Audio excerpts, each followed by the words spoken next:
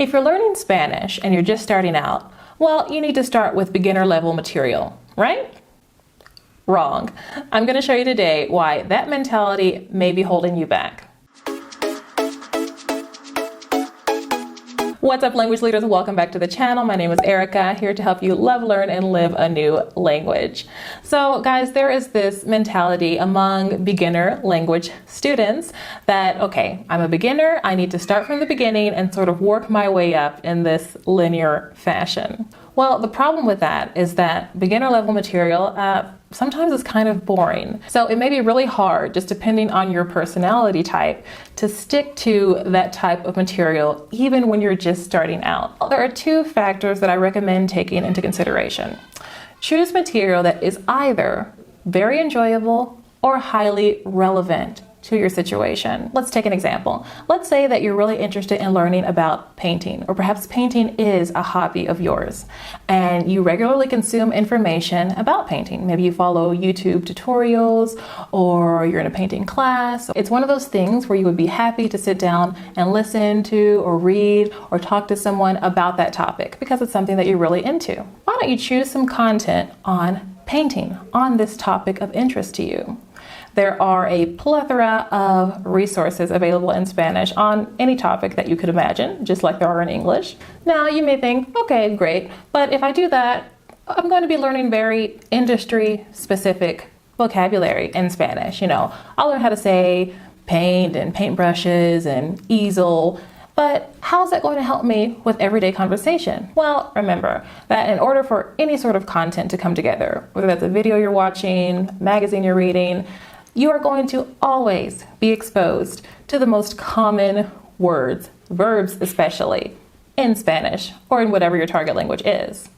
Don't you think that if you're watching a tutorial about painting that you're going to be hearing to put, we're going to put our easel over here, we're going to put our paint over there, poner, colocar, abrir, okay? We're going to open our notepad. You're going to be exposed to all of the colors, many different conjugations of the verbs ser and estar, to be, okay? We're going to paint this over here. We're going to put this over there. We're going to add this highlight over here so that it can be the reflection of the sun.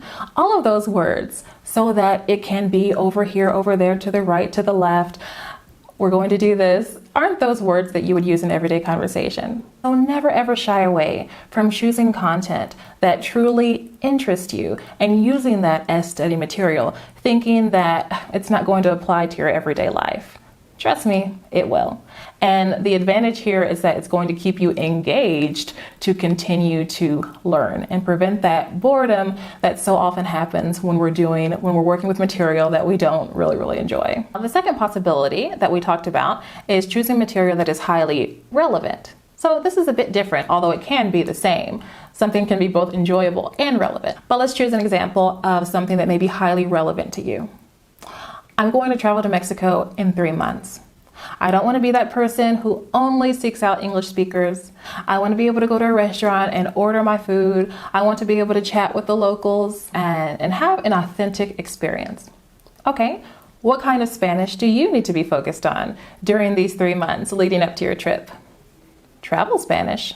Conversational Spanish. Now, learning how to go through customs in Spanish and check into a hotel in Spanish may not be exactly thrilling to you. You may not have that same emotional response that the painter who was learning about painting had when they were learning about painting in Spanish. However, this is something that is highly relevant to you. You have a goal. You even have a date to go with that goal. You know that this is something that you need to do. And so having that clear picture in mind, that's what's going to motivate you to stay engaged with your study material in this case. So, do you see how choosing material that is highly engaging and/or highly relevant to you will help you stick to a routine? Now, say you found some material around your topic of interest or relevance, but you feel like it's too much. You say, no, I'm just starting out with this language. I don't understand a lot of this. I think I'm supposed to be working with more comprehensible input, so let me just take it a level down.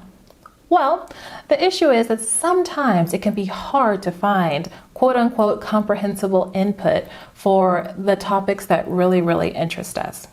So what can we do? Are we just destined to stick with the beginner material until we have a higher level? Well, not necessarily. There are ways to make your input comprehensible. Okay, how do I know this? This is how I started with Spanish. With the exception of a couple of months of a beginner's level Spanish course, which was largely based on comprehensible input, I must mention, I was not working with material that was even meant for language learners, okay? I was into native level material. That was certainly not my level, not even close. But what did I do to keep from getting discouraged and keep from getting overwhelmed?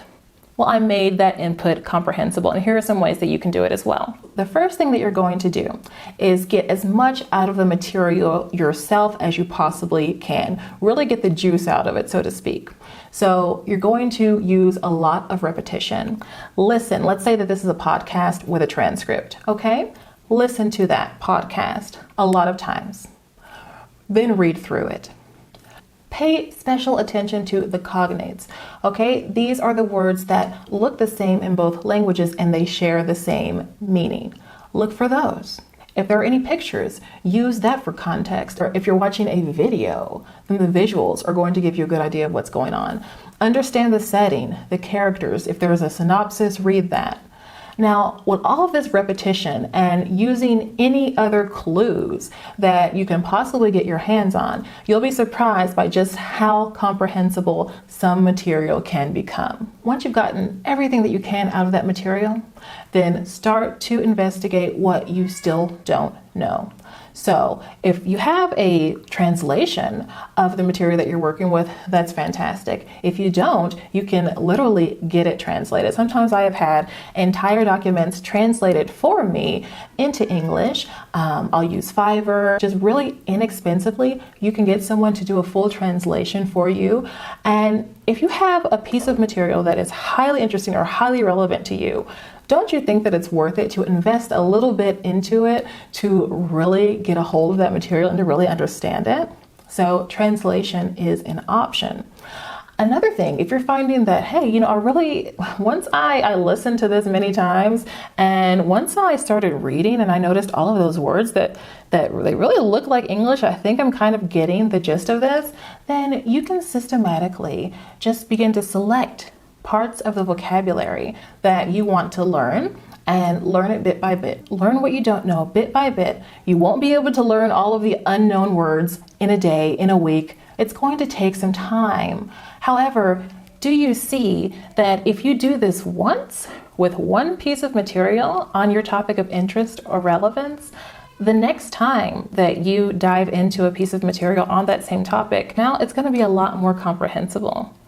A lot of the vocabulary is going to be recycled. So it's going to take less work this time. And the third time, it's going to take less work still. Can you see how quickly you will advance your level and how quickly there will be more and more material available to you that now truly is comprehensible input in its own right, if you're willing to work hard the first couple of times? So regardless of your level, always include in your routine, at least as a part of it, material that is highly relevant or highly engaging to you, highly interesting to you, even if you feel like you're not quite ready for it. Don't ever let your level limit your possibilities. I hope that was helpful to you guys. If so, go ahead and download my Spanish Fluency Blueprint. This is a version of this study method that I've described to you today on steroids, okay? It's a lot more detailed, a lot more systematic. So if you need something to just really remind you of how to break down any material, then go ahead and get that guide. So go choose a material that is relevant or interesting to you, and then use that guide alongside it to break that information down. Subscribe for weekly Spanish language learning tips and tools, and let me know your biggest takeaway in the comments below. I'll see you guys next time. Hasta la próxima.